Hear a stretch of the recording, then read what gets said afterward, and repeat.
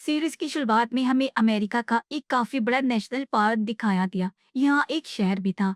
National park बहुत बड़ा था जिसके अंदर काफी सारे पहाड़ और जंगल थी। एक पहाड़ी के ऊपर दो ट्रैकर्स चढ़ रहे होते हैं। उन्होंने खुद को काफी मजबूती से बांधा हुआ था, क्योंकि अगर उन्होंने ऐसा नहीं किया तो वो काफी ऊंचाई से नीचे गिरकर मारी जा सकती थी। उनमें से एक ने ऊपर देखा जहाँ एक लड़की नीचे गिर रही थी, जो आकर उनकी रस्सी पर गिरी। तब दोनों ट्रैकर नीचे गिरने वाले थे, लेकिन उनकी मजबूत रस्सी की वजह से यह तीनों वहां बीच में लटक गई। दोनों लड़के तो बच गए थे, लेकिन लड़की मर चुकी थी। दूसरी तरफ हम जंगल में काय नाम के एक ऑफिसर को देखते हैं, जो अपने बेटे के साथ बैठा बातें कर रहा था। तभी उसके पास कॉल आया और उसे हादसे वाली जगह क्राइम सीन पर आने को कहा जाता है। तब काइन अपने बेटे को अलविदा कहकर अपने घोड़े पर बैठकर क्राइम सीन पर आता है, जहाँ ऑफिसर्स मरने वाली लड़की की लाश को ऊपर लाने की तैयारी कर रही थी। यही एक नई ऑफिसर भी होती है जिसका नाम नाया है। काइल आसपास चेक करता है जहां उसे खून पड़ा हुआ मिला, और अब वो दोनों ट्रैकर्स से पूछताछ करने लगता है। ट्रैकर्स ने कहा कि उन्होंने लड़की के अलावा किसी और की आवाज नहीं सुनी और ना ही किसी को देखा था। अब काइल अपने आप को रस्सी से बांधकर नीचे उतारता है। उसने लड़की की लाश की फोटोज खींची और उसे गौर से देखने लगा। इसी बीच गलती से वो लड़की का ब्रेसलेट नीचे गिरा देता है और फिर वो लड़की की लाश को लेकर ऊपर आ गया। उसके जिस्म पर बहुत सारे चोटों के निशान थे, जिसका मतलब कि लड़की काफी दूर से भागकर यहाँ आई और बीच में किसी जानवर ने उस पर हमला कर दिया होगा। फिर कायल एक पत्थर पर खून से भरा हाथ का निशान देखता है, यानी उसका बहुत खून बहा होगा। जिसके बाद सब लोग वापिस आकर इस बारे में कैप्टन पॉल को रिपोर्ट करते हैं। साथ ही लाश भी दिखाई। पोस्टमार्टम में ये भी सामने आया कि लड़की के जिस्म पर किसी जानवर के काटने के निशान भी थे। उसके हाथ पर एक सोने का टैटू भी बना हुआ था। और अब पॉल और काइन इस केस पर बात करते हैं। पता चला कि दोनों पुराने दोस्त हैं। अब आसपास कहीं भी किसी जानवर के पंजों या पैरों के निशान नहीं मिली। इससे काइल के मन में शक आया कि इस केस पे कोई इंसान भी शामिल हो सकता है। अगले दिन काइल और पॉल पुलिस स्टेशन में आए। तब मेयर कहता है कि इस केस को जल्द से जल्द सॉल्व करो, क्योंकि 5 साल पहले एक अमीर आदमी जंगल में गायब हो गया था और वो दोनों उसके केस को सॉल्व नहीं कर पाए। और आज फिर से एक जान चली थी। जल्दी से इसको हल करो, वरना लोग यहाँ हमारे नेशनल पार्क में आने से डरने लगेंगे। अगर ऐसा हुआ तो हमारा बिजनेस काफी हद तक कम हो जाएगा। मेयर ने कायल से कहा कि अमीर आदमी के वकील से बात करो, लेकिन वो अमीर आदमी की केस से नफरत करता था। रात को कायल ने पहाड़ी से नीचे आकर ब्रेसलेट को ढूंढ लिया। फिर आधी रात को उसने अपनी एक्स वाइफ को कॉल करके कहा कि 2 दिन बाद जो तारों भरी रात होगी, मैं उसे अपने बेटे के साथ देखूंगा। ये सुन उसकी वाइफ डैनी समझ गई कि वो नींद में है। उसने काइल को सो जाने के लिए कहा और फोन काट दिया। अब इस चीज से डैनी के दूसरे हस्बैंड को कोई फर्क नहीं पड़ता था। अगले दिन नाया काइल के घर पर आई, क्योंकि वही काइल के साथ इस लड़की के केस पर काम करने वाली थी, मगर उन्हें अभी तक लड़की का नाम नहीं पता चला था। अब दोनों उस लड़की के बारे में पता लगाने के लिए घोड़ों पर बैठकर निकल गए और जंगल में आते हैं। वो पहाड़ के नीचे उस जगह पर पहुंचे जहां से वो लड़की ऊपर गई थी, और वहां पर छानबीन करने लगे। उन्हें एक झोपड़ी मिली जो खाली थी। दोनों उसके अंदर गए जहां खून के निशान थे, यानी वो लड़की जख्मी होने के बाद यहाँ पर आकर झुक गई थी और उसने अपने टांग पर लगी चोट को बांधा था। इसके अलावा वहाँ पर काफी सारे दूसरे निशान भी थे। तब कायर ने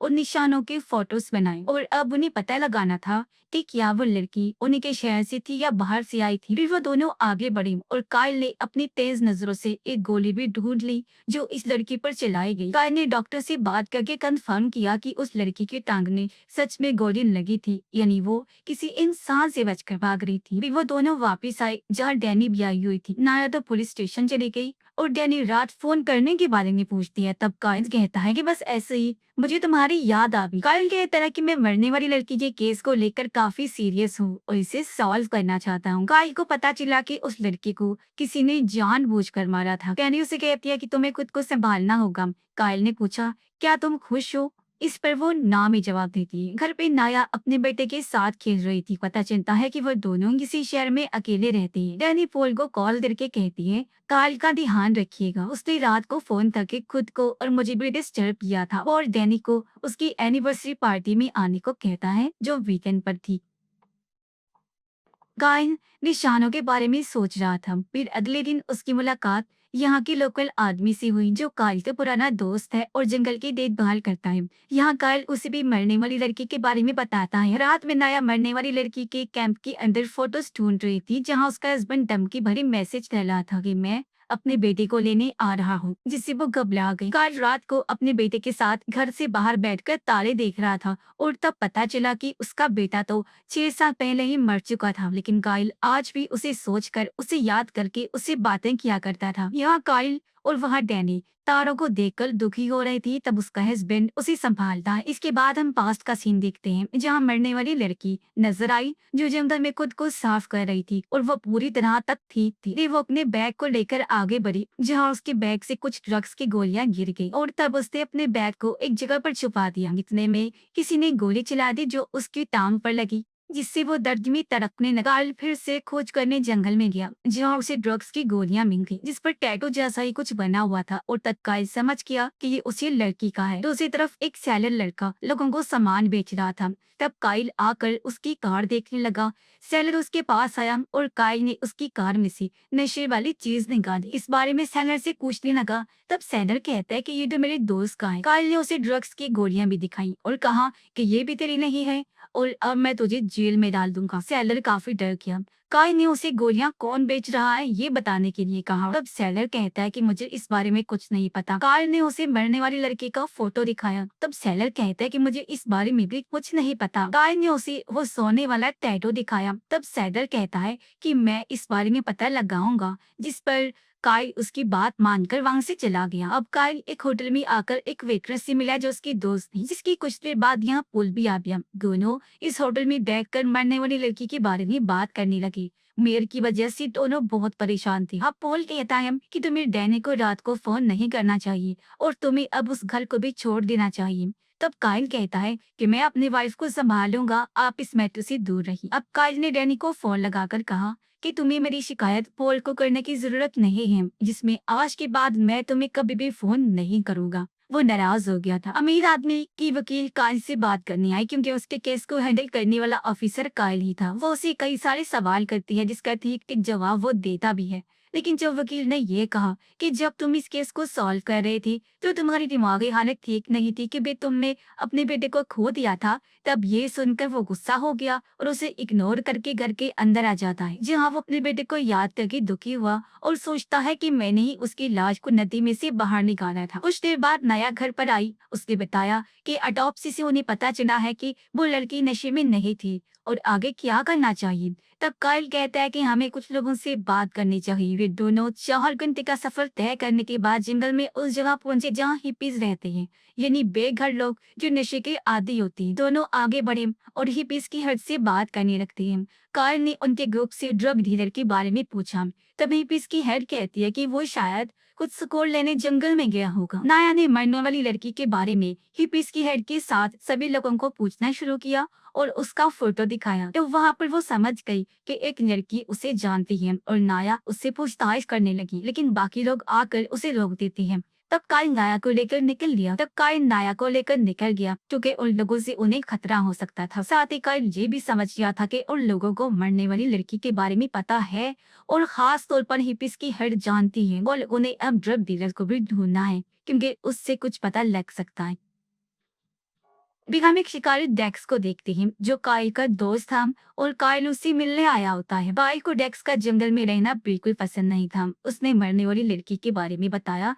तब डेक्स कहता है कि हाँ, मैंने उसके बारे में सुना था, लेकिन उस लड़की के बारे में सच में मुझे कुछ नहीं पता। काइल पूछता है, क्या तुमने ड्रग डीलर को देखा? तब डेक्स ने मना कर दिया। काइल ने डेक्स की गन को लेकर एक गोली मारी, क्योंकि वो मरने वाली लड़की की गोली से इसको मैच करना चाहता था। उसकी ये हरकत डेक्स को बिल्कुल पसंद नहीं आई और काइल वहां से निकल जाता है। अब सैलर एक टैटू आर्टिस्ट के पास आकर सोने वाले टैटू के बारे में पूछता है। उसने कहा कि ऑफिसर काइल ने इस बारे में पूछा था, जिसमें वो मरने वाली लड़की के जिस्म पर वो टैटू बना हुआ था। जब टैटू आर्टिस्ट कहता है कि वो टैटू मैंने नहीं बनाया और तुम्हें यहाँ से निकलना होगा, तब सैलर बाहर आया और वहीं पर उसे टैटू आर्टिस्ट का मैसेज आया कि इस टैटू के बारे में बात मत करना और यहाँ से निकल जाओ। तब सैलर ये सुनकर चौंक गया। रात में सैलर अपने घर का सामान लेकर कार में आया तो पीछे से किलर ने आकर गला दबोच कर उसकी जान ले ली। अगले दिन पॉल के घर पर पार्टी चल रही थी, जहाँ पूरे स्टेशन के सभी लोग आए थे, यहाँ काइल के साथ साथ डैनी भी आकर उससे बात करने लगी। वो दोनों पुराने दिनों को याद करने लगते हैं। यहाँ एक ऑफिसर नाया को काइल के बारे में सब कुछ बताता है। तालाब में कुछ लड़कियां नहा रही थी, तब एक लड़की को सेलर की लाश तैरती हुई नजर आई, जिससे वो बेहद डर जाती है। रात को पुलिस स्टेशन में नाया काम में लगी, तब उसे एक छोटी लड़की का फोटो मिला जो मरने वाली लड़की जैसी दिख रही थी, और ये लड़की भी सालों पहले उन्हें के नेशनल पार्क में गायब हो गई। नाया ने दोनों फोटोज को कंपेयर करवाया और वो दोनों एक ही थी। इस लड़की का नाम था लूसी। गाइल जंगल में था। लूसी कौन से रास्ते से गई थी ये पता लगा रहा था, जहाँ तभी उसे सेलर की लाश मिलती है। तभी उसे नाया का फोन आया, बताया दिया कि मरने वाली लड़की का नाम लूसी था। अब हमें लूसी का पास्ट नजर आया, जिसमें वो अपनी माँ के साथ थी और दोनों बातें कर रही थी। पता चला कि लूसी की माँ मेंटली डिस्टर्ब थी और वो मरने के बाद की बातें किया करती। उसने अपने बारे में काफी बातें लूसी को बचपन में ही बता दी थी। उसकी माँ के नाक से खून बहने लगा, तब वो समझ गई कि वो ज्यादा दिन तक जिंदा नहीं रह पाएगी और वहाँ से वो वापस अपने घर आ रही थी। कुछ दिनों बाद लूसी ने अपनी माँ को खो दिया और अब से उसका ध्यान उसका सौतेला बाप रखने वाला था, जिसका नाम सैफ होता है। उधर वो दोनों पॉल को भी बता देते हैं कि मरने वाली लड़की लूसी थी, लेकिन 10 सालों पहले लूसी उसके डैड सैफ के घर को छोड़कर गायब हो गई थी। उसके बारे में किसी को कुछ नहीं पता चला था। सबको शक था कि सैफ ने उसे मार दिया होगा, लेकिन सैफ के खिलाफ कोई सबूत नहीं मिला। और तब नाया ने सैफ के बारे में पूछा। गाइल कहता है कि उसे लूसी का खूनी समझकर किसी ने जान से मार दिया था, मगर उसके खिलाफ सच में कोई सबूत नहीं मिला था। काइल लूसी के भाई के बारे में बात करता है कि हमें उससे बात करनी होगी। फिर काइल बाहर आया, तब उसे वहाँ पर डैनी मिली। वो कहती है, मैंने तुम्हारी पॉल से कंप्लेन नहीं की थी, बस मुझे तुम्हारी फिक्र हो रही और तुमने मुझे पूछा था क्या मैं खुश हूँ, तो सच ये है कि मैं खुश नहीं। मैं हमारे बेटे को बुलाने की कोशिश करती हूँ, लेकिन मैं ये नहीं कर पा रही और काश मैं एक अच्छी माँ बन पाती। तब ये सुनकर काइल भी इमोशनल हो जाता है। काइल उसे कहता है कि लूसी के केस में मुझे डेक्स पर भी शक है। अब डेक्स का नाम सुनकर डैनी चौंक गई और फौरन वहाँ से निकल जाती है। तो वहाँ नाया आ गई और ये दोनों लूसी के भाई के पास जाने के लिए निकल गई। ये जब अंदर गई तो वहाँ पर एक लड़का उसे देखकर भाग गया। तब काइल ने उसका पीछा किया और उस लड़के ने काइल को पकड़कर लड़ना शुरू कर दिया। वो मारता भी है, लेकिन नाया उसे गन पॉइंट पर पकड़ ली थी। पता चला कि ये लूसी का भाई है। काइल कहता है, हम पुलिस वाले हैं। फिर दोनों ने उससे लूसी के बारे में पूछा। वो कहता है कि वो सालों पहले गायब हो गई थी और उसके बाद मुझे आज तक इस बारे में कुछ नहीं पता चला। पिछले 10 सालों में हम कभी भी नहीं मिले हैं। तब नाया ने बताया कि वो मर चुकी। लूसी का भाई चौंक गया। फिर काइल ने लूसी के ड्रग्स के बारे में पूछा। उसने फिर कहा कि मैं नहीं जानता। फिर वो दोनों वहाँ से निकल गए, जिसमें काइल को अभी भी जानना था कि लूसी के साथ 10 साल पहले क्या हुआ होगा। और अब नाया को लगा कि शायद उसके डैड और भाई के बर्ताव की वजह से वो घर छोड़कर चली गई होगी। दोनों वहां से निकलने लगी। तब काइल ने नाया के बारे में पता लगा लिया था कि उसके हस्बैंड के ऊपर ड्रग्स की चोरी का इल्जाम लगा था और इसी वजह से वो पुलिस स्टेशन में सस्पेंड हो चुका था। काइल अपने बारे में बताता है कि मुझे नेचर कुदरत की खूबसूरती के साथ रहना पसंद है।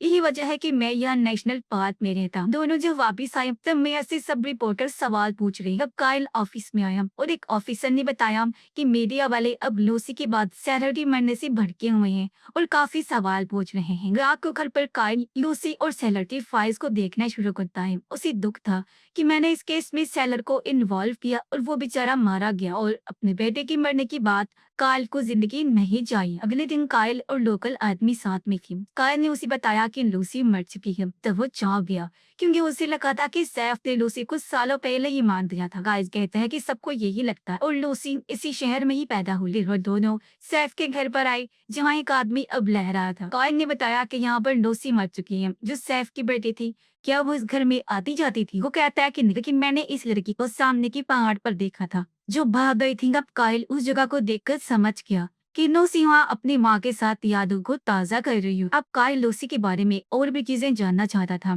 कि वो इन सालों में कहाँ छुपी थी और यहाँ तक वापस कैसे पहुंची। अब काइल आकर टैटू आर्टिस्ट से मिला और उसने सेलर को टैटू के लिए मैसेज भेजा था। उसके बारे में वो पूछने लगा। तब टैटू आर्टिस्ट ने कुछ नहीं बताया। काइल ने टैटू आर्टिस्ट को सच बताने के लिए कहा और मारा। जब उसने उस टैटू का मतलब बताया, काइल ने ड्रग्स की गोलियों के बारे में पूछा और तब टैटू आर्टिस्ट कहता है कि मैं ड्रग्स का कारोबार नहीं करता, इसलिए कि मुझे इस बारे में कुछ नहीं पता और मैंने इसी वजह से सैलर को इन सब से दूर रहने के लिए कहा था। और नायाम हिप्पीज के कबीले में आई जहाँ फिलहाल कोई भी नहीं था, इसीलिए वो झोंपड़ी के अंदर गई चेक करने। लेकिन तभी उसके ऊपर बहुत सारी लकड़ियां गिर पड़ी और वो झोंपड़ी के नीचे बनी गहरी केव इन्हीं गुफा में जा गिरती। फिर काइल उसके घर पर आया, तब उसने देखा कि वहां पर नाया की कार भी थी और घोड़ा भी है, लेकिन वह खुद नहीं थी, जबकि वो तो गुफा में फंसी हुई थी। वो आगे बढ़ी, तब उसे पता चला कि ये गुफा काफी लंबी है। यहाँ उसे एक काफी छोटा सा रास्ता मिला जिससे वो बाहर जा सकती थी। तब नाया उस रास्ते से तेजी से जाने लगी, लेकिन आगे जाने पर उसका सर दो पत्थरों के बीच में फंस गया और मुसीबत की बात थी, वहां पर पानी बनता जा रहा था।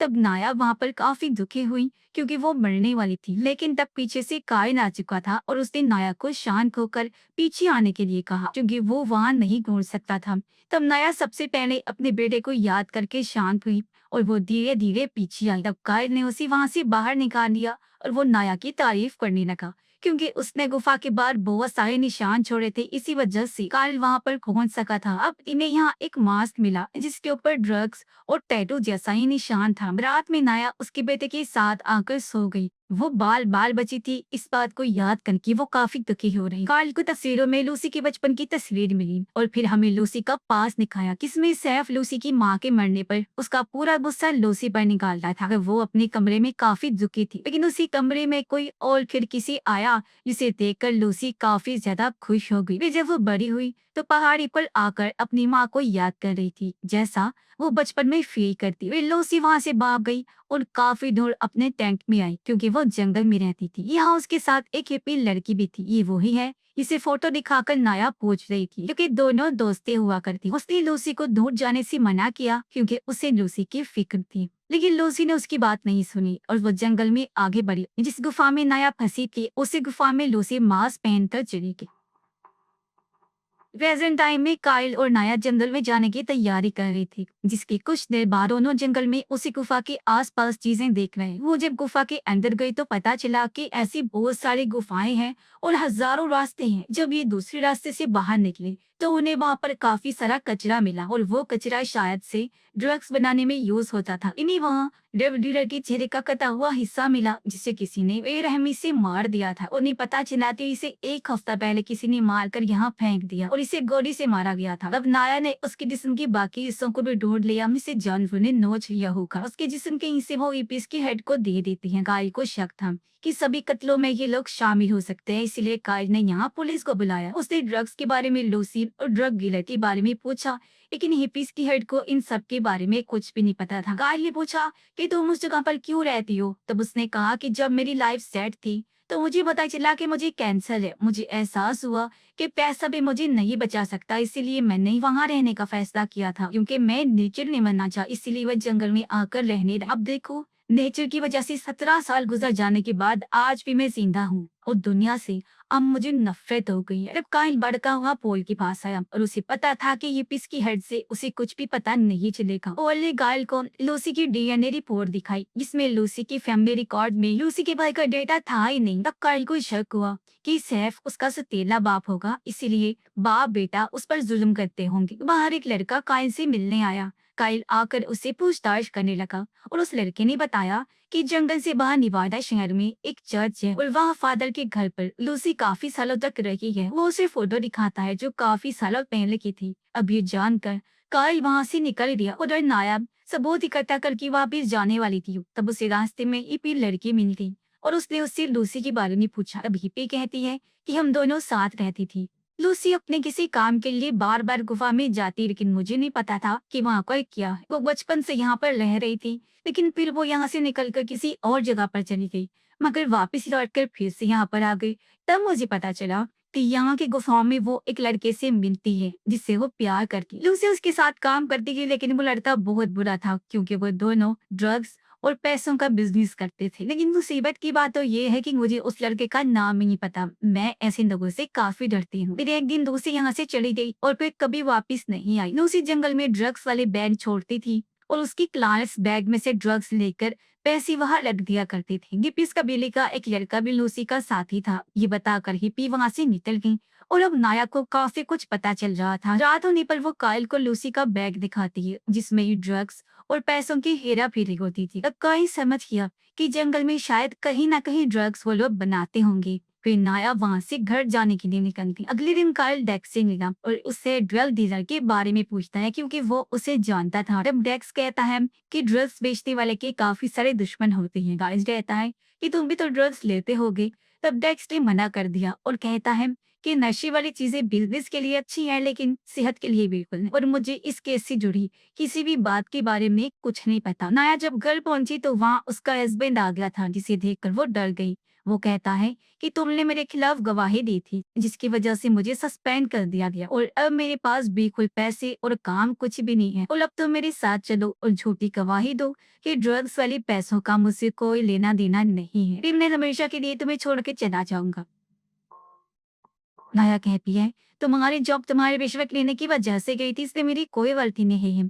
तो वो धमकी देता है कि मैं हमारे बेटे को हमेशा के लिए अपने साथ ले जाऊंगा। तब नाया ने उसकी बात मान ली और वो कल सुबह उसके साथ जाने को तैयार। लेकिन ये नाया की चाल थी क्योंकि वो कुछ ही देर बाद अपने हस्बैंड को चकमा देकर बेटे को लेकर भाग जाती है। दूसरी तरफ डेक्स काइल से पूछता है कि लूसी को गोली कहाँ लगी थी। तब काइल ने पूछा क्या तुम लूसी को जानते हो। इस पे वो हंसने लगा। तब कायल कहता है कि अगर तुम इसमें शामिल हुए तो मैं तुम्हें नहीं छोड़ूंगा। तब डेक्स कहता है फिर तो तुम्हारे राज भी बाहर आ जाएंगे। इतनी ही देर में यहाँ पॉल भी आ गया। जब उसे पता चला कि दोनों के बीच कुछ ठीक नहीं चल रहा तो वो कायल को लेकर निकलने लगा क्योंकि डेक्स उसे बेनी और उसकी होटल वाली दोस्त का नाम लेकर चिढ़ा रहा था। बाहर आकर पॉल कहता है कि तुम इस केस को और अपने बेटे की मौत को लेकर पागल हो रही हो और तुम्हें इस शहर को छोड़कर निकलना होगा। अब कायल कहता है मैं लूसी को इंसाफ दिलाने के बाद यहाँ से जाऊंगा। और ने काइल को शांत होने के लिए कहा और पूछा कि तुम्हारे और डेक्स के बीच में क्या प्रॉब्लम है। अब काइल कहता है कि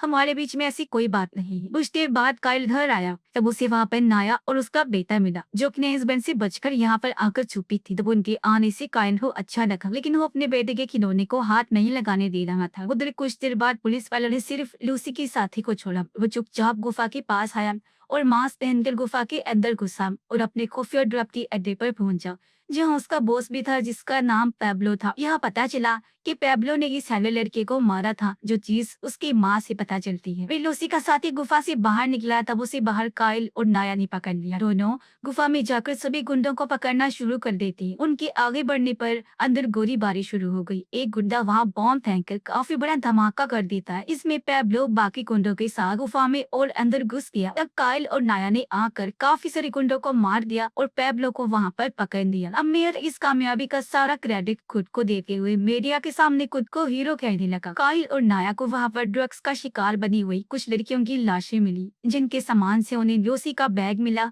इसमें उसके कपड़े और फोटोज थी जिन्हें देखकर वो बाहर आ जाती है। कुछ देर बाद नाया अपने बेटे को संभालने लगी और डैनी काइल का इलाज करने लगी जिसकी वो खुश थी कि पता चल गया है कि शायद ड्रग्स माफिया ने ही उसे मारा होगा। अब काइल कहता है कि हाँ वो उनके लिए काम करती थी तो हो सकता है लेकिन हमें इस चीज की वजह भी ढूंढनी होगी। और अब फिर से दोनों निकल जाते हैं। काइल पुलिस स्टेशन आकर पैब्लो से पूछताछ करता है मरने वाले लोग और डोसी के बारे में।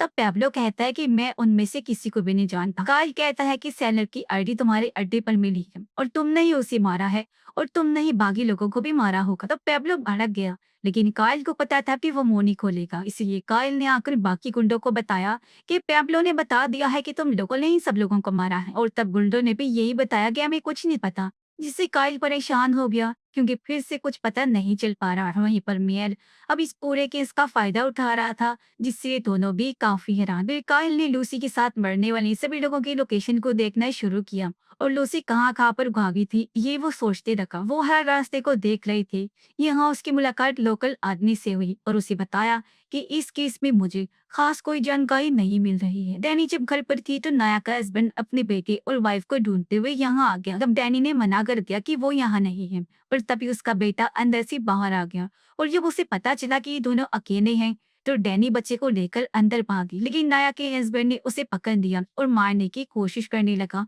पर तभी पीछे से काइल आ गया और उसे पकड़ के बहुत मारता है। रात होने पर काइल फिर से लूसी के बारे में सोचता है जहाँ उसके पास कॉल आया और उसे बताया गया कि डैनी ने अपनी जान लेने की कोशिश की है और वो हॉस्पिटल में है। काइल उससे मिलने आया जगह डैनी उससे माफी मांगती है क्योंकि उसने पास्ट में काइल की बात ना मानकर कुछ बहुत गलत किया था। फिर डैनी का हस्बैंड आकर काइल को कहता है कि तुम लोगों के बीच जो गलत हुआ मैं उसके लिए दुखी हूँ, लेकिन मैं डैनी को बचाना चाहता हूँ और तुम्हें मेरी मदद करनी होगी क्योंकि डेक्स के फोन आने की बात थी। डैनी ने ये किया था। तब काइल ये सुनकर चौंक गया और वो डेक्स को ढूंढकर उसे मारना शुरू कर देता है। उसने कहा कि तुम्हें मैंने मना किया था ना, तुम्हें ये नहीं करना चाहिए था। और तब डेक्स ने कहा तुम मैं तो अपनी वाइफ को समझा नहीं सकी। और तब काइल ने डेक्स को गन पॉइंट पर पकड़कर धमकाया और वहां से चला जाता है। अगले दिन पॉल काइल के पास आया, कहता है कि कल रात जो तुमने किया ठीक नहीं किया और अब तुम्हारी वजह से हमारे सीनियर्स की मीटिंग बैठी है और तुम्हें डेक्स से प्रॉब्लम क्या है। अब काइल कहते हैं मुझे वो बिल्कुल नहीं पसंद और मुझे उस पर शक भी है। फिर वो दोनों आकर अपने सीनियर से मिली और तब गायल को उसके बुरे बर्ताव की वजह से सस्पेंड कर दिया गया था और उसका केस दूसरे ऑफिसर को सॉल्व करना था। तब गायल मान गया और इस चीज से नाया परेशान थी।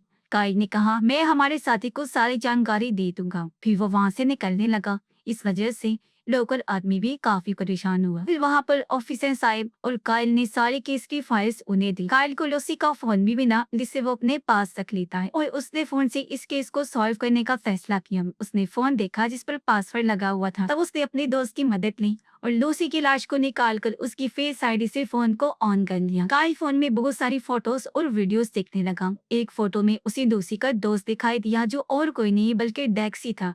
और अब ये देखकर कायल सभी चीजें समझने लगा। इस बारे में उसने नाया को बताया और अब वो जंगल में जाने वाला था। फिर कायल ने डैनी को भी फोन करके डेक्स के बारे में बताया जिसमें वो डेक्स को पकड़ने वाला था और शायद उसने लूसी को मारा था। जैसे ही वो डेक्स को पकड़ेगा तब डैनी और कायल का राज भी खुलने वाला है। इस पर डैनी कहती है मैं इस चीज के लिए अब पूरी तरह से तैयार। फिर कायल अपना घोड़ा लेकर आगे बढ़ा और डेक्स के अड्डे पर जाकर उसे ढूंढने लगा, लेकिन वो वहां पर नहीं था। और तब अचानक काइल को गोली मारकर जख्मी कर देता है। डेक्स ने आकर काइल को देखा जो वहां से भाग गया था। दोनों एक दूसरे का पीछा करने लगे और वहां पर गोलीबारी चल पड़ी जो रात तक होती रही। डेक्स समझ गया कि काइल आस पास ही छुपा होगा। तब वो कहता है तुम्हें मेरे रास्ते में नहीं आना चाहिए था। काइल ने उस पर गोली चलाई लेकिन उसकी गोलियां खत्म हो चुकी थी और उसकी गन की आवाज से डेक्स ने काइल को पकड़ लिया और कहता है तुम्हें पता है कि अगर तुम मुझे पकड़ने आए तो मैं तुम्हें मार दूंगा और अब तुम ये मरना हो। फिर डेक्स काइल को गोली मारने वाला था तब एक गोली चली जिसमें नाया ने आकर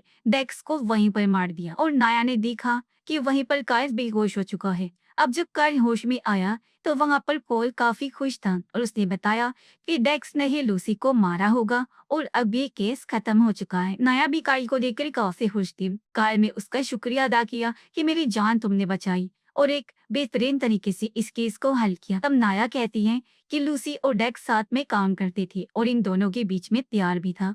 इसी वजह से मैंने डेक्स के घर के चारों तरफ तलाशी दी तो मुझे काफी सारे गन्स और पैसे भी मिले और शायद इनमें से एक गोली लूसी को लगी होगी, लेकिन वो गन अभी तक मुझे नहीं मिली। और ने डैनी को डेक्स के मरने और काइल को बचाने के बारे में बताया। तब डैनी काफी खुश हुई और ये चीज उसके हस्बैंड ने भी सुन ली। वो पूछता है कि क्या हुआ। तब डैनी ने बताया कि काइल बच तो गया है लेकिन मुझे तुम्हें एक राज बताना है जिसके बाद शायद तुम मुझे छोड़ दोगी, लेकिन मुझे वो फर्क नहीं पड़ता। असल में कुछ सालों पहले मेरे बेटे को उसी अमीर आदमी ने मार दिया था। इसके बारे में हमें कभी भी पता नहीं चलने वाला था, लेकिन डेक्स जो कभी काइल का साथी हुआ करता था उसने जंगल में कुछ कैमरा सिक्योरिटी के लिए लगवा दिए और उनमें से एक से हमने देखा कि अमीर आदमी हमारे बेटे को बहाने से जंगल में लेकर दिया और वहां उसे मार दिया। जब ये चीज हमें डेक्स ने बताई वो अमीर आदमी को मारने को भी तैयार था, लेकिन काइल ने मना कर दिया क्योंकि वो कानूनी तौर पर उसे पकड़कर जेल में सजा दिलवाना चाहता था। लेकिन हमें पता था कि वो आदमी क्योंकि काफी अमीर है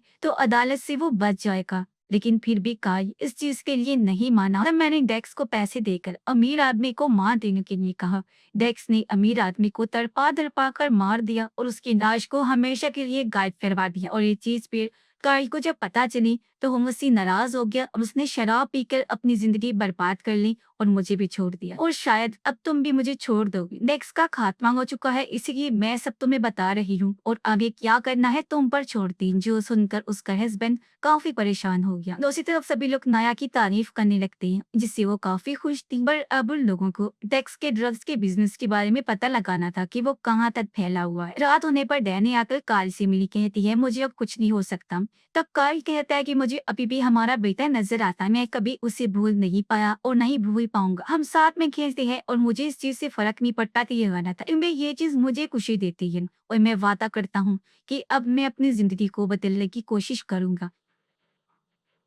रात को काइल तालाब के पास बैठा हुआ था जहाँ लोकल आदमी आकर शराब पीने लगा। काइल बताता है कि मैंने शराब छोड़ दी है और मुझे लूसी की लाश चाहिए ताकि हम उसे दफन करें और उसकी आत्मा को सुकून मिल सके। तो वो कहता है, तुमने लूसी के केस में पहले भी काफी ज्यादा मेहनत की थी, लेकिन अब तुम्हें इन चीजों को छोड़ना होगा। तब काइल कहता है कि मैं इस बारे में सोचूंगा, क्योंकि वो अभी भी लूसी के बारे में सभी चीजें जानना चाहता था। इसलिए काइल ने अगले दिन पॉल को बताया कि मैं निवाडा में जा रहा हूँ और वहां जाकर ही शायद मुझे कुछ पता चलेगा। अब पॉल इस चीज के खिलाफ था, लेकिन काइल वहां से निकला और निवाडा के चर्च में पहुंचा जो बर्बाद हो चुका था। उसने चर्च के पास के घर को देखा जहाँ पर एक बुरी औरत रहती थी, लेकिन वो ठीक से बोल भी नहीं सकती थी। तब काइल ने उसे लूसी का फोटो दिखाकर उसके बारे में पूछा। तब औरत कुछ भी नहीं बताती। घर को चेक करते हुए काइल नीचे बेसमेंट में आया और उसे पता चला कि वो लोग यहाँ पर बच्चों को कैद करके रखते होंगे। यहाँ उसे वो निशान दिखे जो लूसी ने झोपड़ी में भी बनाए थी। बूढ़ी औरत बताती है कि इस जगह को मेरा हस्बैंड चलाया करता था और मेरी बेटी भी कभी कभी यहाँ आती थी। काइल एक बार में बूढ़ी औरत की बेटी से आकर मिला और उससे लूसी के बारे में पूछा। तब उस लड़की ने बताया कि मेरे डैड चर्च की फादर थी और वो चर्च के नाम पर बच्चों को पालती थी, इसलिए वो बॉम्बे और कई बार बच्चों के मॉम डैड से भी पैसे लेकर बच्चों को चर्च में कैद रखती थी। सबको लगता था कि मेरे डैड काफी अच्छे थे, लेकिन वो पैसे लेकर बच्चों को काफी कम खाना देते और उन्हें बेसमेंट में बंद करके उनका ध्यान नहीं रखती। फिर वो कहती है कि लूसी भी यहाँ पर रहती थी, लेकिन वो बहुत रोती थी और मेरे डैड से बहुत नफरत करती। उसने धमकी दी थी मेरे डैड को कि मैं पुलिस वाले की बेटी हूँ जो आकर तुम्हें पकड़ लेगा, लेकिन फिर एक दिन वो भाग गई। और अब ये सुनकर काइल चौंक जाता है। वो पॉल को फोन करता है और इस केस को सॉल्व करने में मदद मांगता है। कुछ घंटों के बाद वो दोनों तालाब के पास मिले। पॉल ने काइल से पूछा कि तुम्हें क्या पता चला। तब काइल कहता है कि लूसी चर्च में ही रहती थी। मैंने उसके डीएनए रिपोर्ट को फिर से चेक किया, तब मुझे पता चला कि उसका डीएनए आपकी बेटी से मैच हो रहा है, जो तुमने पेपर से हटाकर मुझसे पहले ही छुपा दिया था। यानी असल में लूसी तुम्हारी बेटी। तो पॉल ने इस चीज को मान लिया और कहा कि इस बारे में मेरी वाइफ को नहीं पता था, लेकिन फिर लूसी की मां ने मरने से पहले उसे बता दिया था कि मैं ही उसका असली बाप हूँ। तब काइल ने पूछा कि क्या तुमने लूसी को सैफ के घर से भगा दिया था। तब पॉल ने कहा कि हाँ, क्योंकि लूसी की मां ने मुझे कहा था कि सैफ उन दोनों को मारता है, इसलिए मैंने लूसी को वहां से भगाकर चर्च की फादर के पास छोड़ा। सुनने में आया था वो काफी अच्छा फादर था। फिर मैंने सैफ को फंसाने की कोशिश की, लेकिन इसी बीच किसी ने उसे मार दिया। तब काइल कहता है कि तुम उसे लेने वापस क्यों नहीं गई। फादर और उसकी फैमिली बच्चों को काफी मारते पीटती। तब पॉल कहता है कि मुझे अपनी फैमिली को भी तो देखना था ना। लेकिन फिर लूसी बड़ी होकर वापस आ गई और अगर वो सबको सच बता देती तो मुझे सब सच खोलना पड़ता। मैंने उसे काफी सारे पैसे और घर भी ऑफर किया, लेकिन वो फिर भी नहीं मानी। मुझे पता चला कि वो डेक्स के साथ रह रही है। वो मुझे ब्लैकमेल करके मेरे से पैसे लेने लगी और उसे मैंने काफी सारे पैसे दिए भी थे। और फिर मुझे पता चला कि वो इसी जंगल में रहने लगी थी और इसी वजह से मैंने उसे यहाँ से निकलने के लिए कहा। लेकिन फिर एक दिन वो मेरी पोती को लेकर जंगल में घूमने चली गई। तब मैंने उसका पीछा किया। मैंने अपनी पोती को घर छोड़ा और उसे समझाया कि उससे ये जगह छोड़नी होगी, लेकिन वो भाग रही थी और मैंने उसे रोकने के लिए उसके पास गोली चलाई जो गलती से उसके टांग पर लग गई और फिर वो वहां से भागे। तब मैंने उसका पीछा किया। मैंने उसे सिर्फ समझाना चाहा था, लेकिन वो काफी डर गई थी और भागते भागते जख्मी होकर पहाड़ी के पास आ गई। उसने अपनी जान ली और नीचे गिरकर वो मारी गई। लेकिन इसमें मेरी कोई गलती नहीं है, मैं सिर्फ अपनी फैमिली के भले के लिए ये सब कर रहा था। जब काइल कहता है कि पॉल ये गलती किया तुमने, क्योंकि वो भी तुम्हारी ही बेटी थी और अब तुम्हें उसे इंसाफ को देना होगा। और अब जैसे काइल वहां